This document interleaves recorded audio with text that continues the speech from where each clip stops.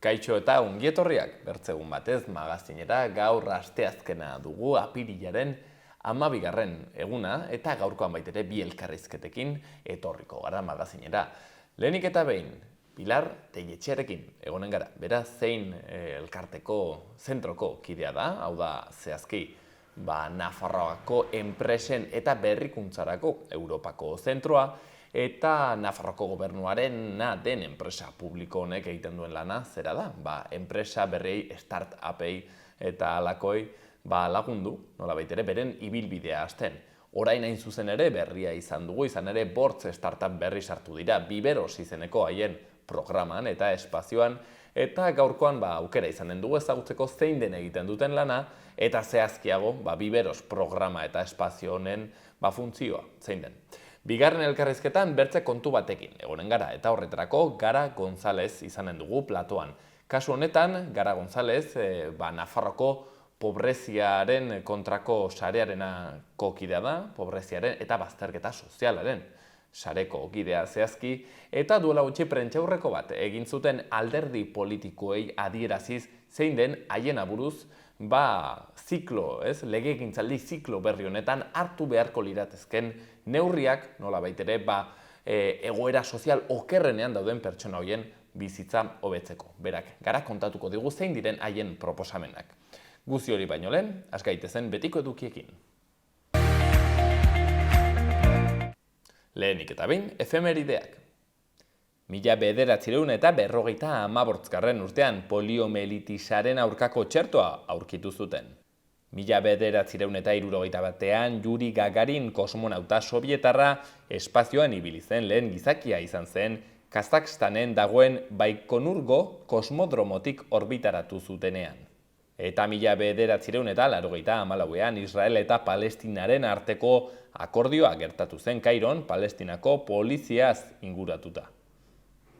Eta 2010ko apirilaren 12an Euskaldunon egunkaria absolbitu zuten. Joan Mari Torrealdai, Iñaki Uria, Txema Uzamendi, Martxelo Otamendi eta Xavier Oleaga Euskaldunon egunkariaren itxieraren kasuko auzipetuak zigorrik gabe utzi zituen Espainiako Auzitegi Nazionalak. Goazen baitere, agenda kulturalarekin. Asteazkenean Soinu Jolearen semea filma eskainiko dute Nafarroko Filmotekan atxaldeko 7:30 eta Santi Leonek aurkeztuko du emanaldia. Hortzegunean Iruñako planetarioan goizeko 12etan Amalur astronomiari buruzko pelikularen emanaldia. Gure planetaren historia ezagutzen alduzu, galdetzen dute. Lurrak, berak, bere sorrera eta bilakaera kontatuko digu pelikula honetan, sarrera 6 eurotan. Eta larun batean, heldu da eguna, Pots eta Lotxen ametsa betetzear da. Urteak daramatzate egun honekin amesten Pots eta Lotx aireportuan ikuskizuna eskainiko da Atarrabiako kulturretxean atxaldeko 6etan 3 euroren truke. Eta baitere 8etan kopaz kopa antzeslana Burlatako kulturretxean. Gaurko egunkarien azalak. Diario de Notiziasen kasuan, Nafarroak 10 urtean lortu du zorpetze maila txikiena, horixe lerroburu nagusian. Iaz 3.158 milioi euroko zorrarekin itxi zuen, barne produktu gordinaren 14,1%. BPG-arekiko murrizten duen autonomia erkidego bakarra da. Foru gobernuak amortizazio berrietara bideratuko du 2022ko superabita. Argazkian supermerkatu baten barnealdea ageri da, eta izenburuan barazki eta fruta kontsumoak behera egin du. Nafarroak bere elikadura ohiturak okertzen ditu eta opil eta pasta gehiago hartzen ditu. Berri gehiagotan, Parkinsonak dagoeneko 2.000 pertsona baino gehiagori eragiten die Nafarroan eta 10-etik 65 urtetik gorakoak dira. Eta Buztintxuriko lurpeko pasabidearen ustezko bortxatzailea kartzelean dago. Azkeneko berrian, 14 urteko 2 neskatori taldean egindako sexu eraso bat ikertzen ari dira Logroñon. Diario de Navarran, lerroburu nagusian, jaiotza tasa baxuak mesede egiten dio Nafarroan ikastetxea aukeratzeari. Bi ikastetxek bakarrik izan dituzte aurre matrikulako plazak baino eskaera gehiago. Argazkian Javier Martínez, behiari iesi saltatzea eragozten saiatzen, eta Bertze lerroburuan zezenak jauzi egin zuen eta Martínezek testuzetik heldu zion neska bat harrapatu zuenean. Izenburuan zehazki Maria Jaguasen hitzak hil eginen dinduela uste nuen. Javier Martínez faltsesarrak zezenaren gainera salto egin zuen eta geldiaraztea lortu zuen. Berri gehiagotan gutxienez 6 eraso salatu dituzte autokarabanen eta autoen aurka baztanen eta eugin. Ibilgailuen kontrako harria urtiketak asteburuan edo jaiegunetan izan dira. Legezko galga batek geldiarazten du bizikleta elektrikoak eskualdera iristea, Bertze berri batean, eta Nafarroako nekazaritza mugan dago euria berehala egin behar duelako. Gara egunkarian, salaketek ate birakariak ikertzera eraman dute lakua. Garak enpresa pribatura modu irregularrean igaro ziren goi kargudunei buruz emandako informazioek langileen erregistro zerbitzua behartzen dute salatutako kasuak ikertzera. Argazkian berriz, frontoi bat agiri da eta izenburuan, Nazioarteko Pilota Federazioak erabakiko du euskaldunen ofizialtasuna. Berri gehiagotan, 10 urtera arteko soldata gordina etxe bizitza bat ordaintzeko, eta 21 urteko nekazari bat hilda, traktorea iekoren iraulita. Berri egunkarian, NDFren arabera inflazioa ez da maila arruntagoetara jaitsiko 2028 arte. Nazioarteko diru funtsak aurreko iragarpenetan baino txikiago ikusten du ekonomia inguratzen duen lainoa. Erakundea beldur da finantza sisteman agertu diren arazoak ezote diren banku gehiagotara helduko. Argazkien berriz, Maialen Txourraut, bere hitzak. Oso harro nago egiten ari naizen lanaz eta ikasten ari naizenaz. Bertze berri batzuetan, 5. egunean atseden hartu. Herrialde batzuetan lan astea murrizteko probak egiten ari dira, eta Mianmarko armada gutxienez 53 lagun hil ditu oposizioaren ekitaldi batean. Eta Euskal Herri Irratian akitzeko, errenta aitorpenaren kanpaina gaur hasi da. Zergadunek ekainaren 23 arte izanen dute 2022ko aitorpena egiteko epea, baita ere ondoko berrian Parkinsonak 2000 herritarri eragiten die Nafarroan eta azkenik maiatzaren 28ko hauteskunde mailean osaera maiatzaren 3an zozketatuko dute.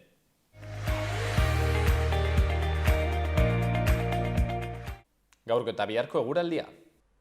Gaur aldaketa eguna izanen da. Goiza aurrera joan ahala haizea ipar-mendebaldera aldatuz joanen da eta hodeiak ugaritu eginen dira. Orduan ipar-mendebaldean euritara joko du. Eguerdi aldera giroa goibela izanen da eta euria denean eginen du. Frontea pasa ondoren hodeiak gutxitu eginen dira eta atertuz joanen da. Hala ere zaparrada batzuk bota dezake noizbehinka batez ere iparraldean. Egunaren bigarren partean nabarmen hoztuko du eta eguneko temperatura minimoak azken orduetan neurtuko dira. Horrez gain elurkota 1200 metrora jaitsiko da, prezipitazio urriarekin, hori bai. Ipar-mendebaldeko haizeak gogor joko du batez ere kostaldean. Eta hortzegunean eguraldiak udazkeneko itxura hartuko du. Temperaturak bera eginen du eta maksimoak 10 eta 14 gradu artean geratuko dira. Baliteke barnealdeko zenbait tokitan izotza egitea. Egunaren lehenengo partean elurkota 1000-1200 metro inguruan egonen da, atxaldean 1500 metrotik goiti kokatuko delarik. Zaparrada batzuk botako ditu iparraldean gehienak batez ere ekialdean. Hegoaldean berriz, prezipitazio askoz urriagoa izanen da eta atxaldetik aitzinera soilik botako du zaparrada bakanen bat. Mendebaldeko haize bizia ibiliko da, arratsaldean ipar mendebaldera eginen eta indartu eginen da.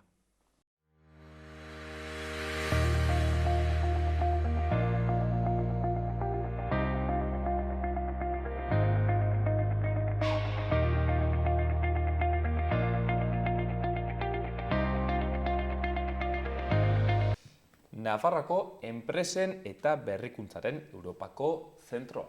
Hoixen da gaur ezagutuko duguna elkarrizketa honetan, zehazkiago Biberos proiektua ezagutuko dugu, hor barnean baduten proiektu hau. Kasu honetan berrikuntza bat egon delako nolabait ere ziklo aldaketa bat Biberosen programaren baitan, izan ere 5 startup berri sartu dira proiektuan eta 4 ordura arte lanean egon direnak, ez, biberosen baitan, hortzen garatzen egon direnak, baina da atera dira nola baitere eta hasi dira kabitik atera eta beren hegaldian eta gaur ezagutuko dugu, nola izan den kontu guzti hau. Eta horretarako, nola ez, zeineko kidea den norbait ekarri dugu, kasu honetan Pilar Telletxea, ea ongi erraten dudan, bera enpresen sorkuntzarako saileko arduraduna da, eta hementxean izanen dugu gaur, gurekin solasean, beraz, arratsaldeon Pilar, mil esker gurean egoteagatik. Eskerrik asko, arratsaldeon Gorka. Pilar ongi erran dut, ez, kostatu zait erratea, enpresen sorkuntzako ardura du. Bai, nik uste ongi erran duzula, baina, bueno, zaila da ardura eramatea, egia errateko. Hoi erraten genuen, Pilar, lehenemen kamaratik kanpo, ohituak gaude arron, ez, gazteleraz edo inkluso inglesez erabiltzera terminologia guzti hauek, baina euskeraz ez gehiegi, ez? Startup, emprendedor, kontu guzti hauek euskeraz ez gehiegi. Zailagoa da, zertaz nik uste gaine hitza horiek denak heldu dire inglesetik, erdaraz puskaz arrasagoa da, eta ez gaude, bueno, Nafarroan behinpin ez gaude ez dugu ohitura oraindik, ez? Ibiltzen ditugu hitzak modu arrasagoan errate batera edo gaztelaniz, inkluso hori, inglesaz erran duzun bazala, ez? Baina oraindik antzinera, hemendik aurrera patuko dut nire e-mailean zerrendari, zuk erran duzun zerrendari oso garrantzitsua da ere, euskera, tardara eta inglesa bazala. Norbaitek ulertzen duen, bueno, erratek nuen, ez bauzu ulertzen zehazki Pilarrek hemen botatzen duen hitzen bat, seguraski ere da pentsatu ingelesezko mundu honetako hitz bere xiren bat, hoxen por si acaso. Bueno, edo zein kasutan, zein enpresa hau ez, barkatu, sail hau nola baiter ez, Nafarroko gobernuaren atar bat da, ez dakit zehazki non kokatzen den zein hau? Bueno, zein enpresa publiko bat da, eta bai, Nafarroan eramaten den helburua ekintzaile edo enprendedore gizaren hortik ardura hori du, ez? Eta lantzen dugu, pertsona guziekin, enpresa sortu nahi duten pertsona guziekin, zerbitzu batzun bitartez, lantzen dugu bere ideia enpresara eramateko. Hori da gure helburua. Enpresa berria sortzea, berrikuntza dutenak, denak apoiatzen ditugu ez, baina bilatzen dugu berrikuntza izatea, zertaz diferentziazio hori da landu barduna pertsona batek nahi badu enpresa sortu. Eta hori da gure helburua. Badugu 3 bloketan gaude banatuta, errate batera, gure zerbitzuak. Alde batetik lantzen dugu pertsona guztiak unibertsitatean daudenak azken urteetan ikasten eta dutenak TFG bat, fin de proiektu erraten dena lana, edo badute berrikuntza bat, edo badute ekintza bat, eta hori nahi dute bai edo bai nolabait ere testatu enpresa sortzeko, haien doko bat ditugu zerbitzu batzuak, beste zerbitzu batzuak edozein pertsona baduna ideia bat eta nahi duena enpresa sortu, eta gero badaude ere gaur solazten nahi garena startup jaiotza eman dutenak eta nahi dutenak kokatu gure biberotan.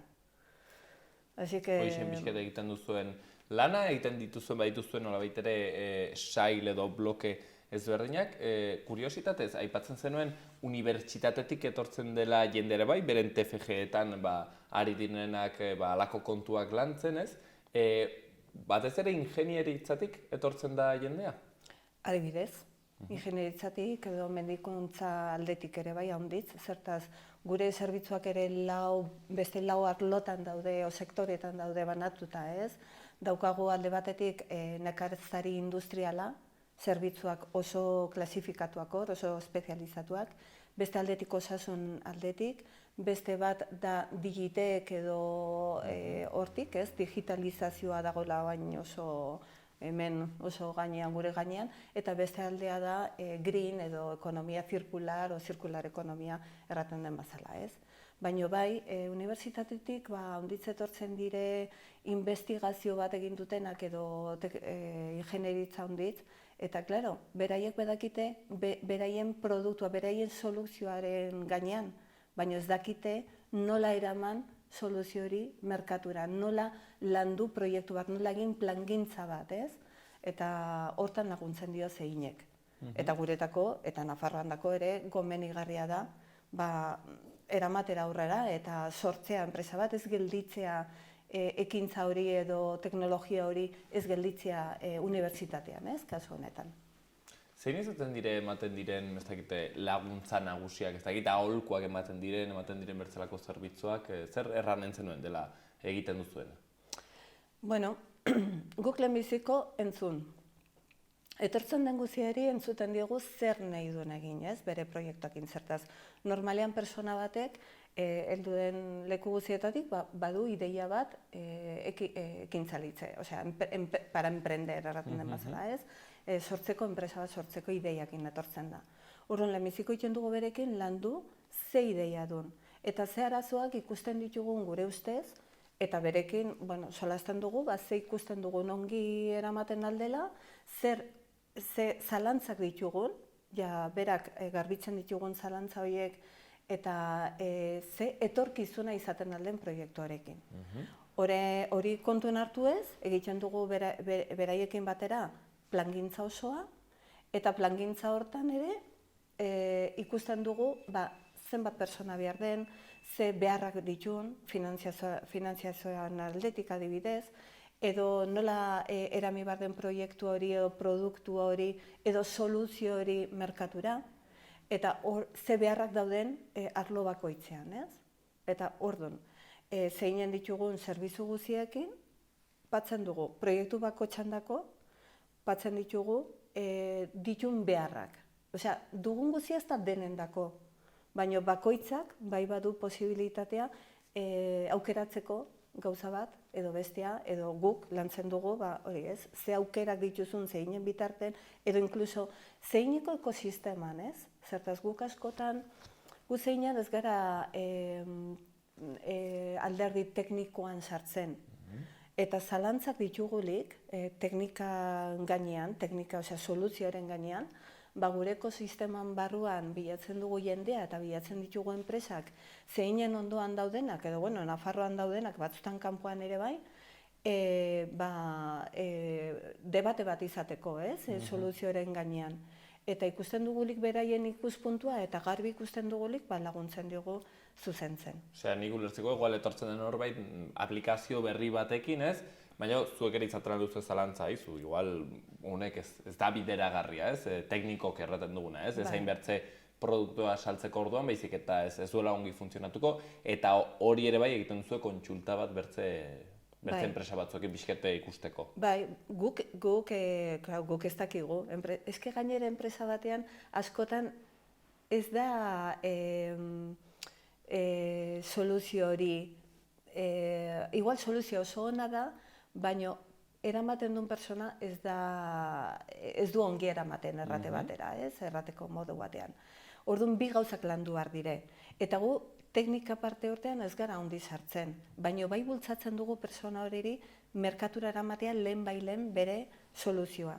Zertaz, oso teknikoa aldin bada, adibidez aiztien erraten ginen bazala ingeniero bat, etortzen da eta dago beti pentsatzen nola hoberatu bere soluzioa. Eta lantzen alditu eta ordu sartu hoberatzeko, baina ez da sartzen merkatura joteko. Eta joan behar da, zertaz, merkatun gauden personak, erosi behar dugunak soluzio hori, guk erraten diogu realitaten teknologia hori edo aplikazio hori gustukoa dugun o ez dugun. Eta berak izan behar du kapazitatea, teknikoarek, ingenieroarek behar du izan kapazitatea aldatzeko. Eta aldatzeko lehen bai lehen. Orduan, askotan soluzio batzuk dire orainen berexiak, guk ez dakigunak ongi eramanen diren edo ez. Baina bai badakigu soluzioarekin eta edozinekin plangintza bat sortzen. Eta hor da gure lana. Pilar, zuk zehazki zure sailean gainera, jende andana bat hartatzen duzu, leheno kontatzen zeniden, igual 1000 pertsonatik goiti ez, urtean zehar etortzen direna, ideia batekin eta galdetu nahi nizun, zein ikusten duzun utxune handiena, ohikoena, zein erraten duzu, hemen normalki jendeak ez dakit, gehiago behar du landu, hor gehiago behar da findu, ez dakit orain zehazki aipatzen zenuen hori izaten alden, hau da, igual tortzen dena jendea bere soluzioa baduena oso argi, baina jakin behar dena hori ere merkaturatzen. Bai, hori da bat, beharrezkoa zertaz. Guk ez dugu plangintza bat egin eta bai edo bai finanziazioa bilatzen plangintza hori eramateko aurrera.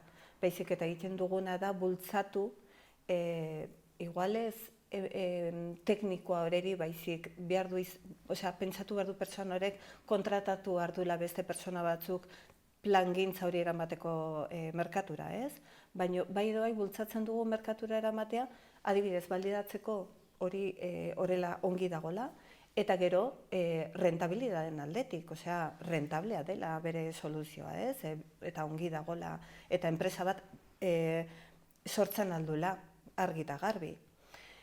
Eta gero beste arloa ikusten duguna oso beharrezkoa da personan kompetentziak, ez? Personaren izaten alduzu talentua, zertaz badago talentua handitz, baino gero kompetentziak, ze kompetentziak dituzuen proiektu bat sortzeko eta adibidez enpresa sortzeko desberdinak dire. Eta bai, ni nagon departamentuan 1000 eta gehiago persona biltzen ditugu urtean zehar, zertaz dugu formakuntza handitz, enpresan buruz, kompetentziaren buruz, eta nola enpresa sortzeko eta nola inkluso bakoitzak ikasteko oso ongi etortzen da, ez? Eta, nik hortikan lantzen dugu 500 eta 400 da, kasi 500 o 530 hor proiektu urtean zehar, eta hortikan ehunetik 60 gutxi gora bera aurrera segitzen dute, eta bukatzen dute gure prestakuntza, ez? Eta besteak tarte hortan uzten dute, zertaz ikusten dute, beraiek duten idei hori ez duela etorkizunarik. Baina gauzona da, nola antzinera atetzea, nola ustea lehen bailen gaztorik gabe, ez? Pilar, gure hartan, noiz behinkara etortzen da norbait ere ideia bat egin erraten duzuna, ze harrika da, honek ez du inongo ezanka ez bururik, esatzen da hori ere. Bai, baina ni ez nahi inor eta gu ez gara inor errateko hori. Bai, gu, honbeste urteen tartean bakasi ikusten duzu persona, ez? Ikusten duzu, segun nola hartzen ditun gauzak eta nolakoa den, ez dela antzinera ateriko, baino bakoitzak ikusi behar du hori. Orduan gure lana dago, sartzen den pertsona bakoitzak lantzea, eta ikustea berak posible duela sortzea enpresa bat, zertaz ez da bat ere arrasa, enpresa baten buru egitea, eta bere erabakia izan behar du, ez gurea. Eta gaine guk, ez dakigu realitaten, nik ez dakit persona batek, ez naiz ongi egoten igual eta ez dut ongi pentsatzen horrela dela, ez da susmo bat, besterik ez. Baina bai, azertzen dugu normalean, bai. Pilar, baduzue Biberos izeneko programa, aipatzen genuen lehenago, hain zuzen ere, orai notizia izan dena, 5 startup berri hartatu dituenak. Lehenik eta behin laburrean, Biberosek, zer egiten du programa honek? Bueno, Biberos ez da programa bat hola nola, ez? Biberos da kokapena bat, da leku bat daudenak kokatuta, orain momentu honetan 35 enpresa daude, 37, ez dakit seguro, hor, gutxi gora bera. Eta bai, orain sartu dire 5 berri horiek, eta, hor dire persona batzuk, kasu honetan, heldu dire beste enpresa batzutik, bere lana bazuten, eta hor ikusi dute, badagoela posibilitate bat zerbait berria atetzeko duten, beraiek ezagutzen duten lan postutik edo lan tokitik ikusi dute badagoela modu bat, beste manera bat egiteko gauzak.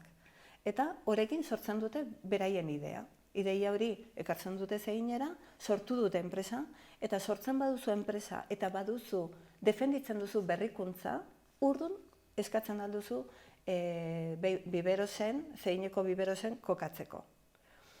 Hor kokatzen baldin bazara, pasatzen duzu prozesu bat, iten dela bete dokumentazio bat eta valorazio bat bialtzen duguna Nafarroko gobernuera eta beraien baimenakin, uzten diogu sartzea, eta 4 urten zehar gelditzen dire zeineko Biberotan kokatuta, eta badute hor izan eluteke zerbitzu batzuk gure aldetik.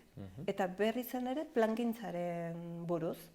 Eta lantzen dugu nola den ekipo emprendedor dagona, beraien soluzioa nola eraman merkatura berriz ere, eta finanziazioa nola bilatu ere, zertaz askotan beharrezkoa dute ere inbertsio batzuk.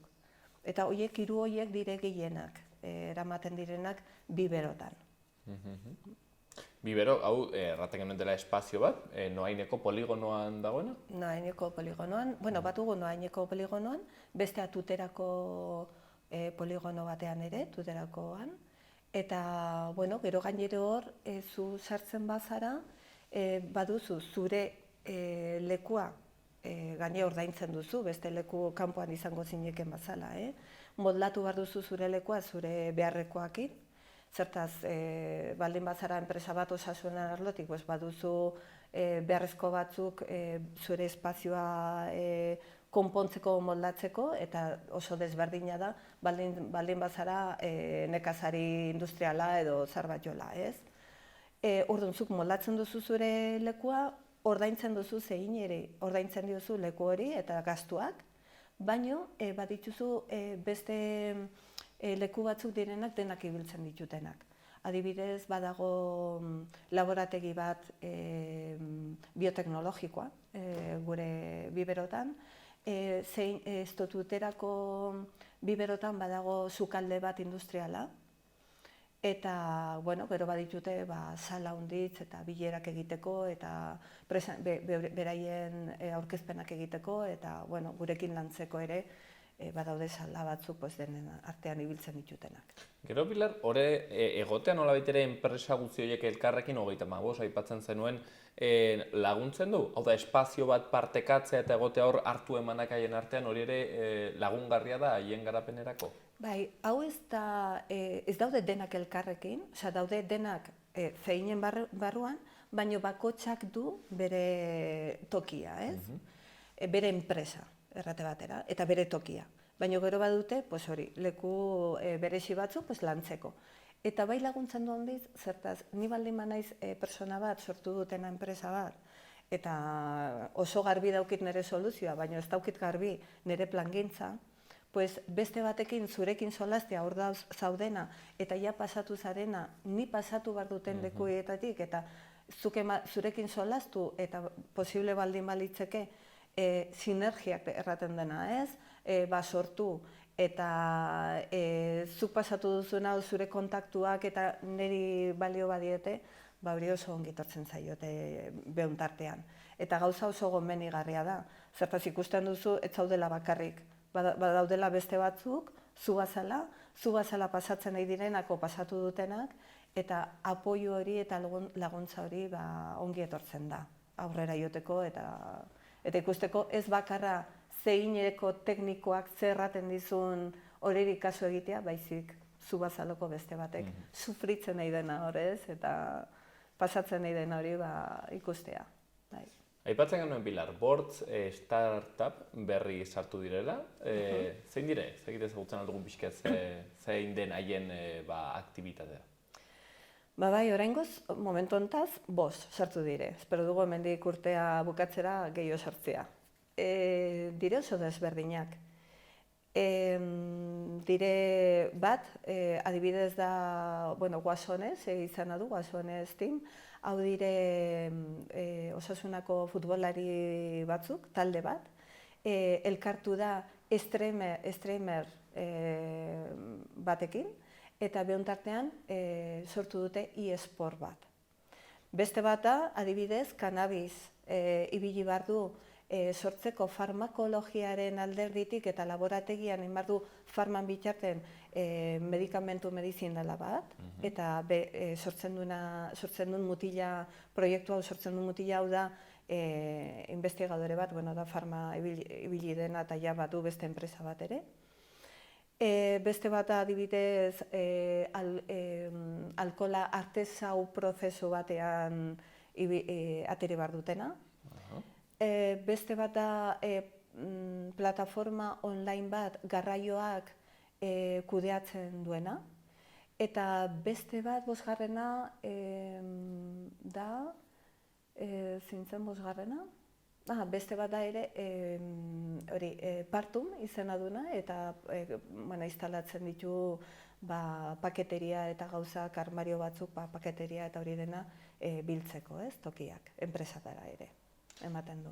Hortz enpresa horiek, beraz, han egonen dire, startup berri horiek, eta lauk utzi dute, ez dakite horiek badakizkigun Pilar zein diren, nolabait ere orain arte egon diren horietako lau, jada ez daudenak bertan, eta pentsatzen dut deno erraten genuen moduan, jakabitik atera eta beren ibilbide propio, ez, eginen dutela orain.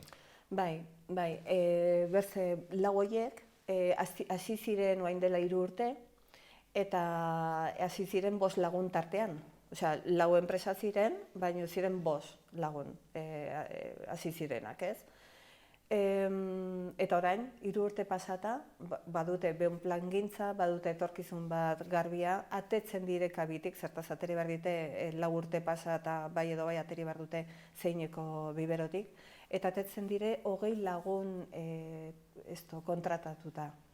Eta, plangintza bat ongi egina, testatua merkatuan, eta salpenta batzukin, eta etorkizuna batekin, eta espero dugu, joan diren leku hortatik, jende gehiago kontratatzea eta talentu gehiago ekartzea. Pilar, rakitzeko galdetu nahi dizut, zuendako, eguneroko, kontuak dira hauek, emprendedorenak, ekintzaileak euskeraz, innovazioan ibiltzen direnak enpresa munduan eta, baina galdetu nahi dizun, guretako akaso urrunago egiten zaigula, mundutxo hau, eta ea ze puntotaraino duen garrantzia zuen ustez, zeren azkenea aipatzen dugu enpresa publiko bat dago, honetan laguntzen duena asesoramiento egin halako kontuetan, eta, orden norbaitek errango du, Nafarroko gobernuak azkenean hor bere baliabideak jartzen baditu izanen dau garrantzizkoa delako, kolaborazio publiko-pribatu hori. Orden galdetu nahi nizun horregatik, zergatik iduritzen zaizue garrantzizkoa dela egotea kolaborazio hori.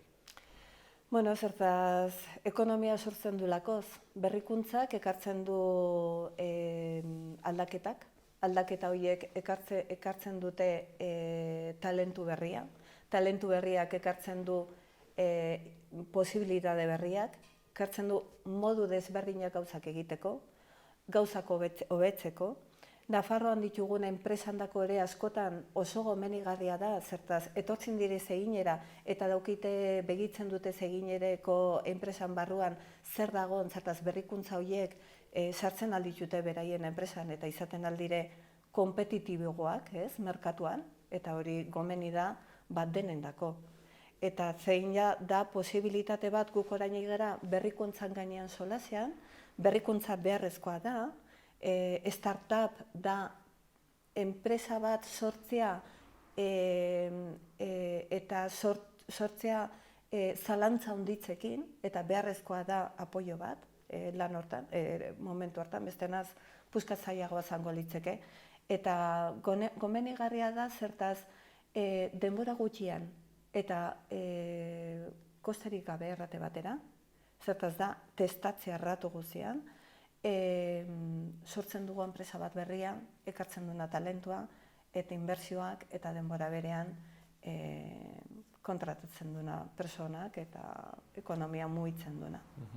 Pilar, azkeneko zalantza bat, norbaitek errango luke hori ongi egon daiteke, baina, egia da, hori esku publikoetatik laguntzen badugu, behintzat irizpide batzuk jarri beharko ziren, eta enpresa horiek ere ezin direla edo zein izan, baizik eta onura sozial bat ekarri behar dutena, ez dakit jasangarritasunaren irizpidea nolabait ere errespetatu behar dutena, nolabait ere hori ez dakit zalantza hori egoten alden, eta norbaitek erranen du, irizpide horiek behintzat kontuan hartu beharko ziren, eta ezin da nolabait edozein enpresa lagundu. Gu lantzen dugu diru publikoakin, eta kontuen ibili behar da, zertaz da denan dirua. Hori garbi dago. Irizpideak bai badaude. Edozein persona bere esku dago zeginera etortzea eta ibiltzea guk ditugun zerbitzu horiek buruakin. Guk ez dugu zerbitzu guztiak bai edozein maneran ematen. Bakoitzeri eskaintzen diogu zerbitzuk behar ditunak gure ustez, eta proposamenekin enpresa sortzeko. Batzutan pasatzen da eta bestetan ez. Baina ez dilik pasatzen ere gauz gomenigarria da, zertaz denbora oso gutxian azelerazioko prozeso batzuetan, eske hilabete baten barrenean ikusten duzu ja zure proiektuak badun posibilitatea aurrera joteko edo ez. Biberotan sartzen zarelik eta batzen duzulik, kokatzen duzulik zure enpresa, hor ere bakotxak eida diru apatzen, eida ikusten bere proiektua, eida bere eskuan ditun diru puxkak horre da sartzen proiektu hori aurrera bultzatzeko. Eta garbi dago, apoiatzen bazera zeiniko zerbitzutan, puskaz arraxagoa dela, segurugoa dela, eta, bueno, baten eta besten laguntzakin konsegitzen duzuela aukeratzea, hori dena sortzea, ez? Sortzea enpresa bat berria, berrikuntzakin, eta, talentua ekarriz, eta berri zen ere, personak eta enpresa hori sortzen bada, dirua enpresa horrena berri zen ere Nafarroko gobernuko lekutara doai, ez? Zertaz, hor pagatzen ditute beraien impuestuak eta beraien kosteak, ez? Sortzeko enpresa eta gero ibiltzeko ere. Así que, atortzen da dirua, ongi ibiliz eta berri zen ere bueltatzen da. Hortxean ikusten duzue, hemen zeinek egiten du lana, Nafarroko enpresen eta berrikuntzaren Europako zentroa. Hementxe, noaineko poligon horretan kokatuta dagoena, eta gaur ikusiko dugu pixkat haien lana zein den, kasu honetan, gainera, duela gutxi ikusi dugun berri horrekin, 5 startup berri sartu dire, Pilarrek erraten zigun oraingoz 5, eta urte amaierarako, seguraski ere, gehiago. Eta, bertze lau startup, zeinen laguntzari esker seguruenik, hortzen daude. Beren ibilbidea da egiten merkatu zabalean. Pilar, eskerrik asko, gaurkoan gurean egotegatik eta guztia kontatzegatik. Eskerrik asko zuei, eskerrik asko. Benetan.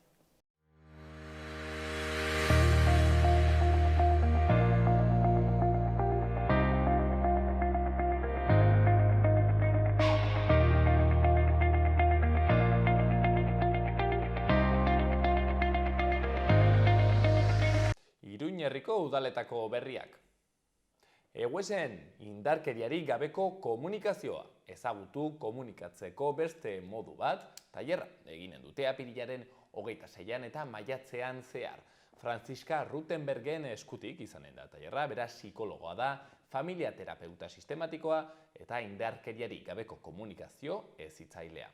Baita ere eguesen datorren hortziralean apirilaren 28an, 7:00 Eguesibarko udalak urteroko sari ekitaldia eginen du, aurreko urteko kirolari eta klub nabarmenak aitortzeko.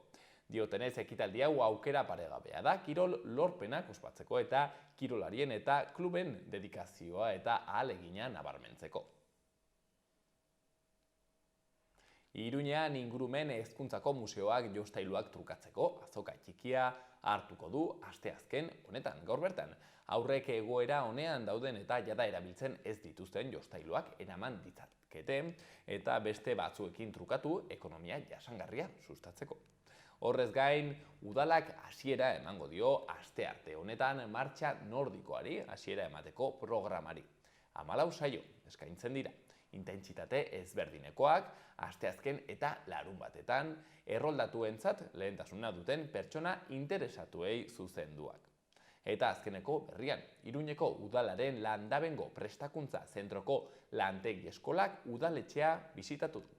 70 gazteek 21 urteko batez bertzekoarekin hiriaren historia entzun dute. Tokiko erakundea antolatzeko modua ezagutzeaz gain.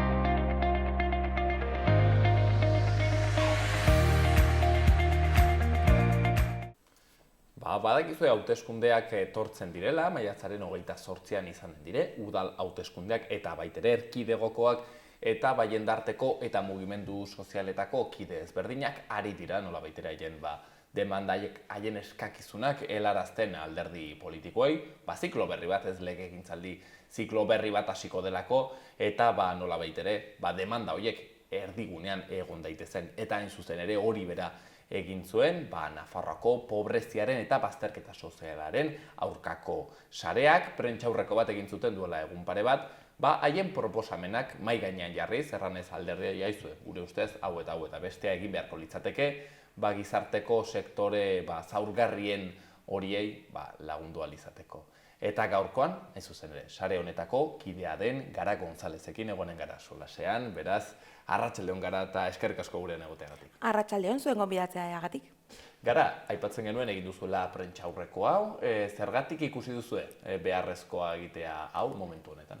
Bai, gure lana, sarearen lana, beti izan da errebindikazio politiko horiek edo ahotsa ez duten pertsona horien ahotsa politikoengan hurbiltzea, ez? Eta ze momentu hau interesgarria legealdi ziklo berri honetan pertsona horiek kontutan izatea, ez? Eta horretarako gaude sarean eta ezin genuen aukera hau ez hartu, ez? Eta orduan egon gara hilabete askotan prestatzen, zeintzuk diren gure eskaera garrantzitsuenak, askoz gehiago eskatu dezakegu, baina zeintzuk dira gure klabeak edo gure puntu garrantzitsuenak, eta interesgarria da egiten zaigu politikoekin elkartzea, eskaera hauek azaltzea, hori egon gara egiten pasaden hilabetean, eta baita gizarte guztiari helaraztea gure keska horiek, ez?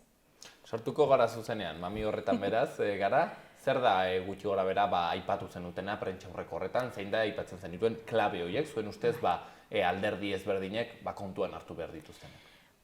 Lehen eta behin eskatzen duguna, eta oso ambiziosoa da gure eskaera, baina ezin dugu ez egin, da alderdi guztien arteko itun, kohesioaren aldeko itun bat sortzea edo sinatzea, guztiak elkarrekin eta guztiak alderdi politiko guztiak konpromesu bat hartzeko, ez? Minimoa izan daiteke, baina bai guztiak gutxienez pertsona horiengan ardura izatea, ez? Edo hori sinatzea ardura hori izan behar dutela hurrengo 4 urteetan, ez? Hori da guretzat garrantzitsuena. Itun horretan ze bi klabe edo sinatzea? Alde batetik pobrezia larriaren kontra borrokatu behar dutela eta pobrezia larria dauden pertsona horiekin horien kopurua murriztu behar dutela 0ra, ez? Hori da guk hartu nahiko nuke edo haiek hartzea nahiko genuken konpromesua. Baita pobrezia edo bazterketa egoera dauden pertsonen kopurua, orain 14% dela, gutxienez 4 hilabete hauetan edo 4 urte hauetan markatu, erdira murriztea, ez? 7%. Guregatik 0ra murriztea, baina ulertzen dugu zaila dela eta gutxienez 4 urte hauetan uste dugu konpromesu hori beharrezkoa dela eta ahal daitekela egin. Zer da pobrezia larrian egotea?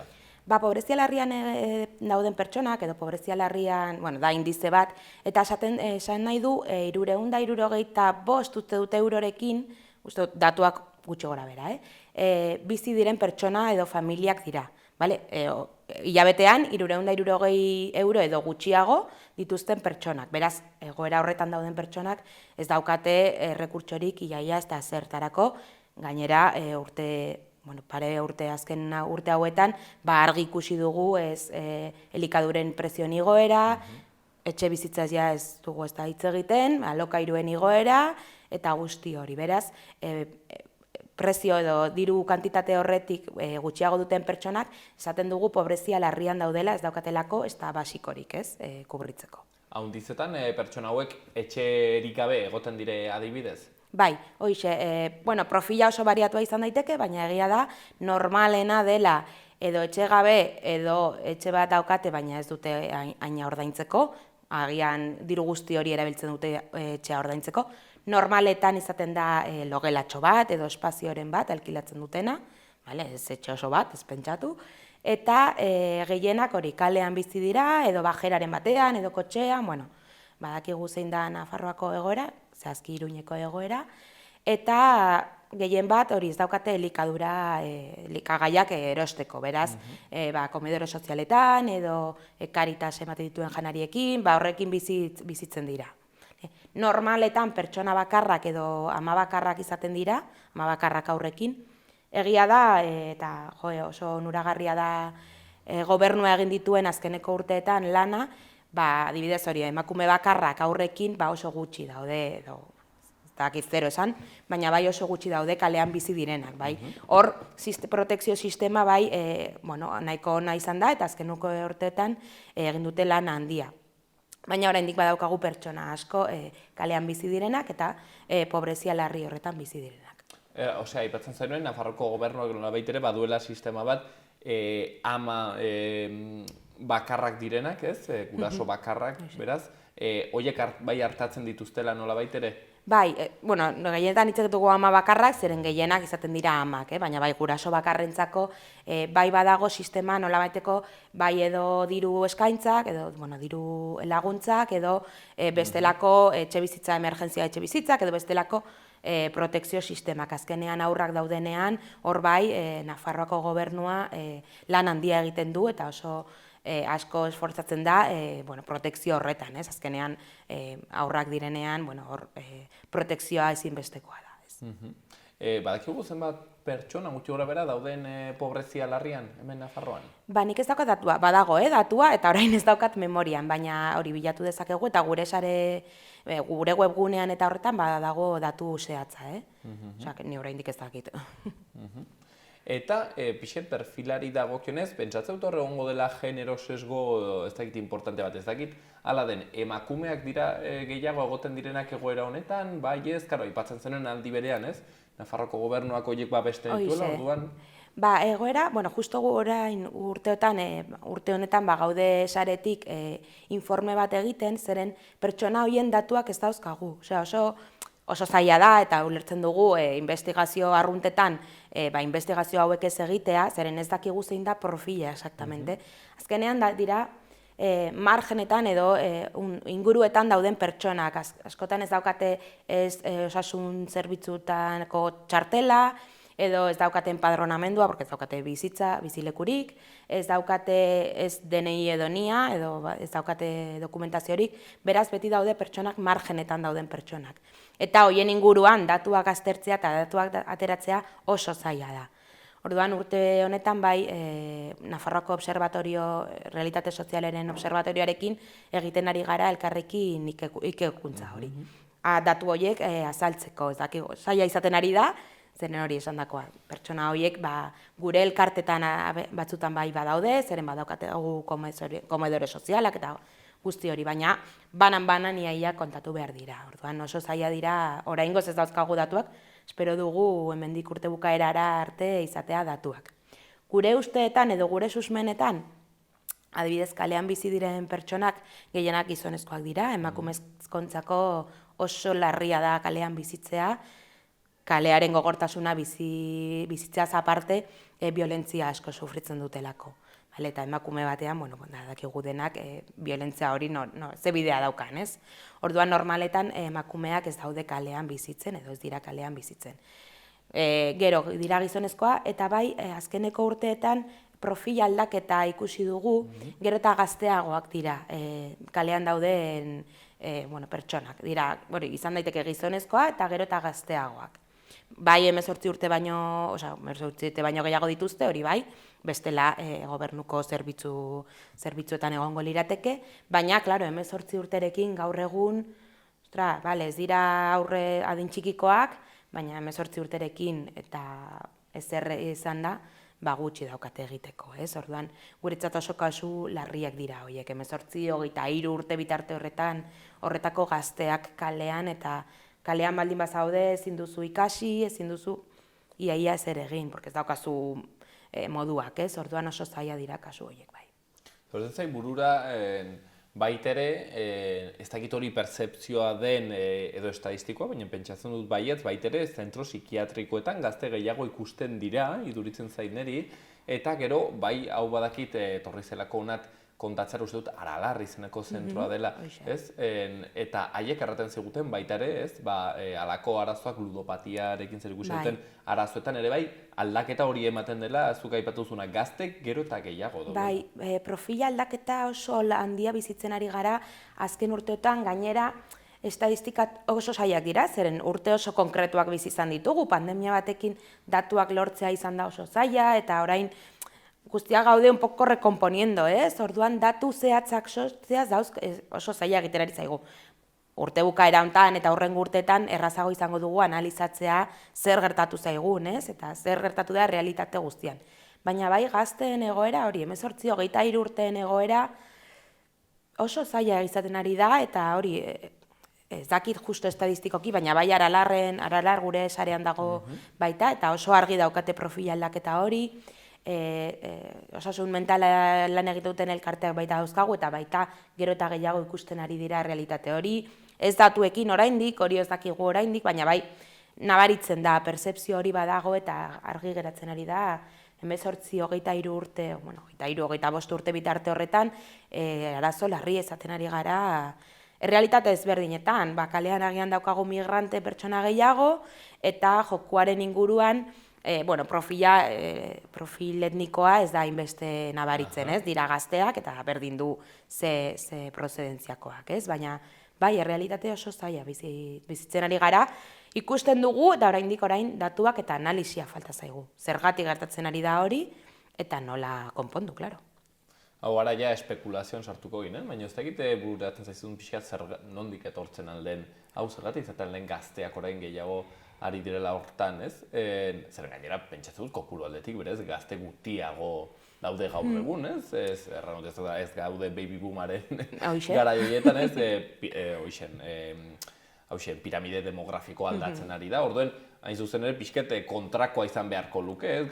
Gazte gutiago baino, ez? Ez dakit zer izaten alden, prekaritatea erraten dena. Datuak ez dauzkagu, eta hau dena da susmoa da, edo pertzepzioa, ez? Zer ikusten dugu elkarteetan, eta errealitatea da, 3 urte oso gogor pasa ditugu, guztiak nahiko tokatua gaude, oraindik rekonponetzen, ez?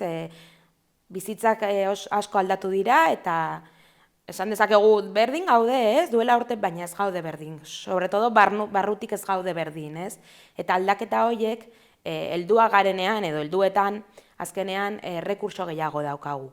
Bai psikologo pribatuak ordaintzeko, bai bestelako tratamenduak ordaintzeko, azkenean, dirua daukagu, helduak. Hori da, gehien ikus dezakeguna. Eta gazteetan desanparo gehiago ikusten da, ez? Realitatea da ez daukatela rekurtsorik, ikasketetan egon dira adibidez 3 urte hauetan, eta orain aurkitzen dira, lan prekaritatea oso handia daukagu, beraz hori frustrazio pila ekartzen ditu, frustrazio horiek adibidez adikzioetan oso argi ikusten da, eta izan daiteke kausa bat, ez?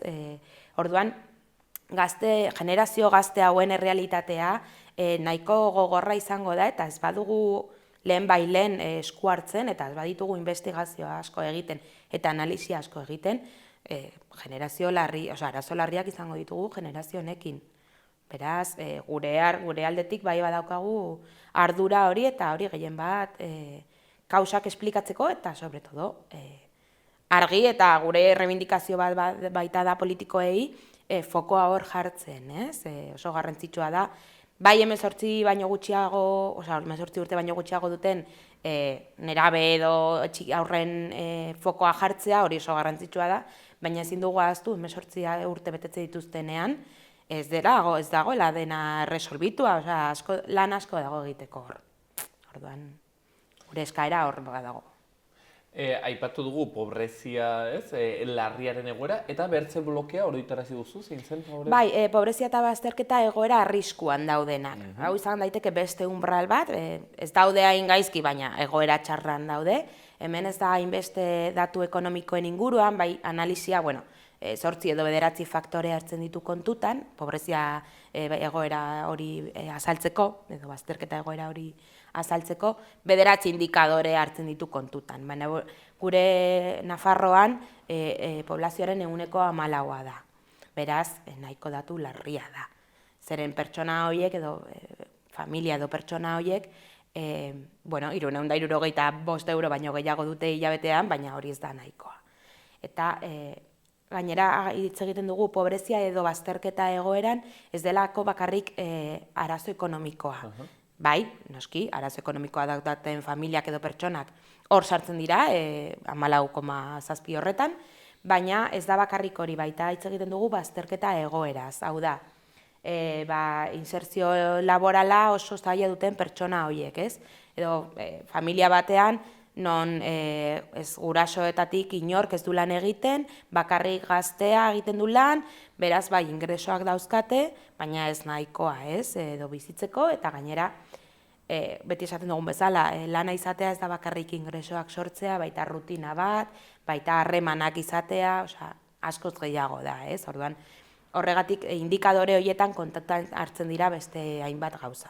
Baita adibidez, janaria jateko edo ez jateko aukera daukaten edo ez, edo zenbat janari haragi jaten duten astean.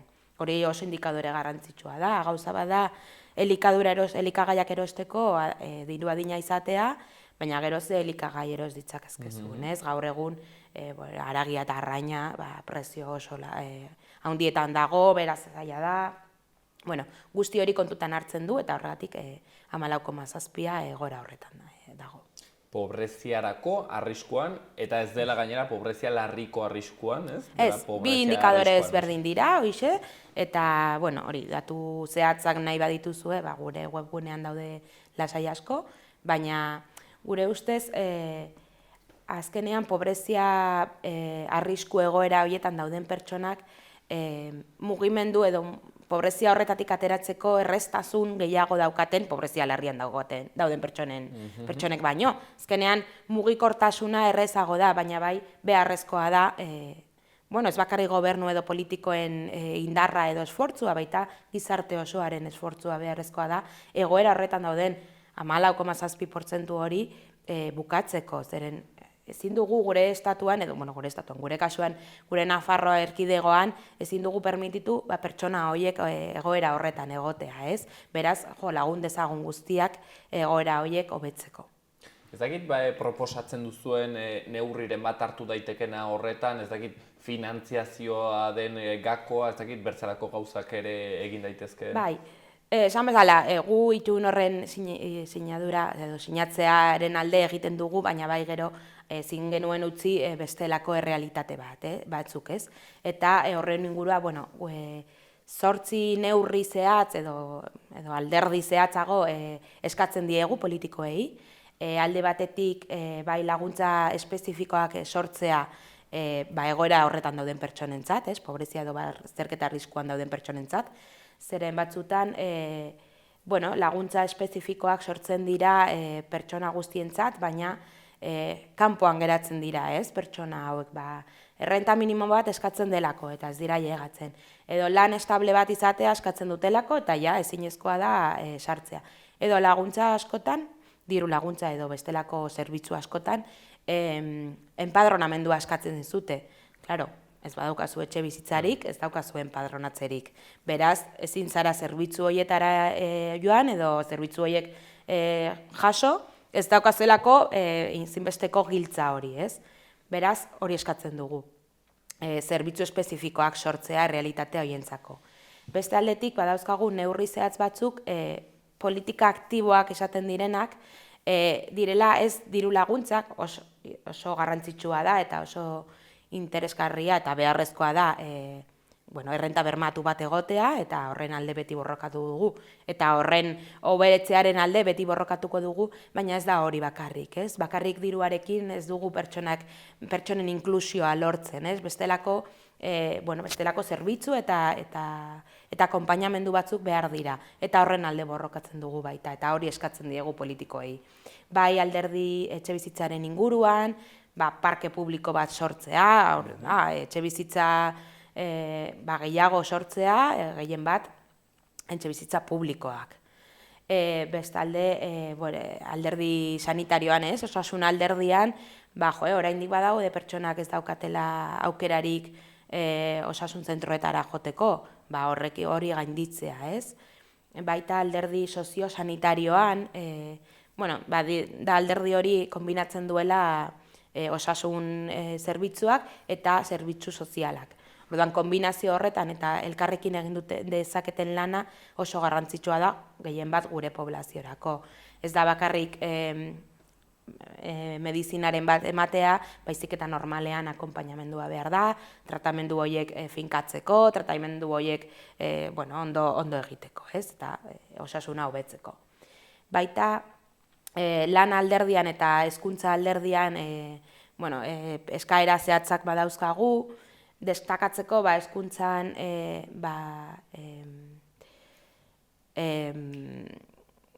absentismoaren kontra borrokatzea, gobernuaren aldetik konpromezu erreala eta zehatza hartzea absentismoaren kontra. Azkenean, orain arte egin diren programatxoak edo programa pilotoa gehien bat gainera oso txikiak izan dira eta realitatea, absentismoaren realitatea oso garrantzitsua izaten ari da eta gainera oso ate itxi bat da kolektibo eta pertsona batzuentzat eta ez badute aurrera egiten nahien hezkuntza basikoan, oso zaila izango da hurrengo urteetan enplegu bat sortzea edo kalitatezko enplegu bat izatea eta guzti hori. Beraz, oso ate garrantzitsua da absentismo horrekin bukatzea. Eta enpleguaren alderdian eskatzen duguna gehien bat da gogoratzea edo gogoraraztea politikoei enplegua ez dela garrantzitsuena inorentzat eta ezertarako, Enplegua izatea oso interesgarria da, baina ez badain badago enplegua, ezinezkoa da pertsona bat alde batera uztea, zeren ezin du lan egin. Ezin badu lan egin bestelako okupazioren bat egin dezake. Agian ezin du lan egin konstrukzioan, baina egin dezake lan eserita zeren badauka ez dakizen min, Beraz, lana garrantzitsua da, baina ez da ezinbestekoa. Beraz, sortzea gure eskaera da bestelako zerbitzu horiek sortzea, lan egin ezin duen pertsonanentzat ez baztertua utzi baizik eta bestelako akonpainamenduren bat edo bestelako zerbitzuren bat sortzea.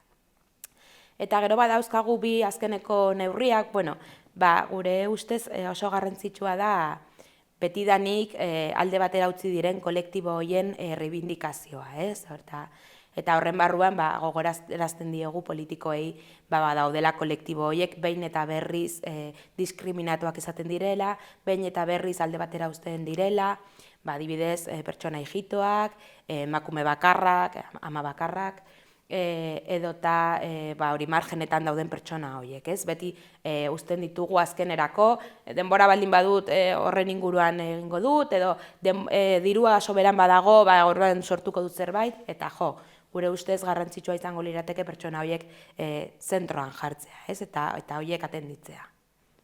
Hortxe, ikusten zuen, neurri zaparrada bat, proposamen andana bat, kasu honetan, legegintzaldi berri honetan, badakizue, maiatzaren 28-tik aitzinera hasiko den legealdi horretan hartzeko neurriak, neurri posibleak, eta edozein kasutan beti ere kontsultatu daiteke hementxen Nafarroko pobreziaren eta bazterketa sozialen aurkako sarea.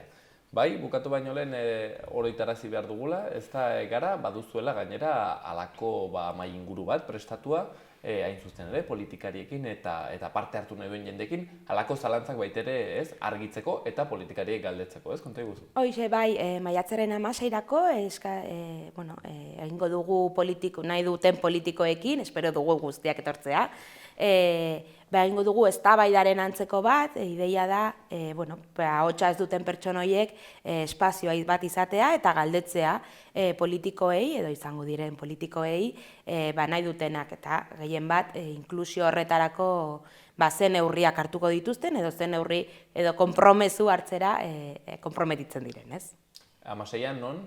Maiatzaren 16an Nafarroako arte eskolan, uste dut euskaraz. Hortxen, nola baitere,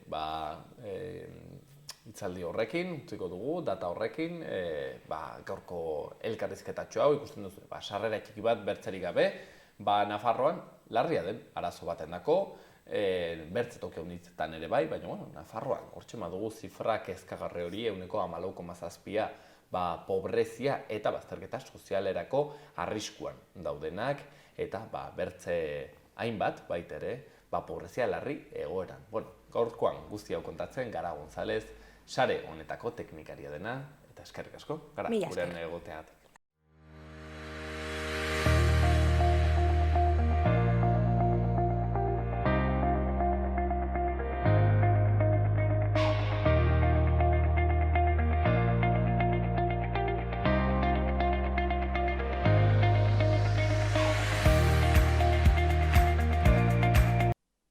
Hauxean gaurkoz magazinean eskaintzeko genuena, hemen utziko dugu, baina bihar ere hemen izanen gaituzue. Berriz ere elkarrizketa gehiagorekin.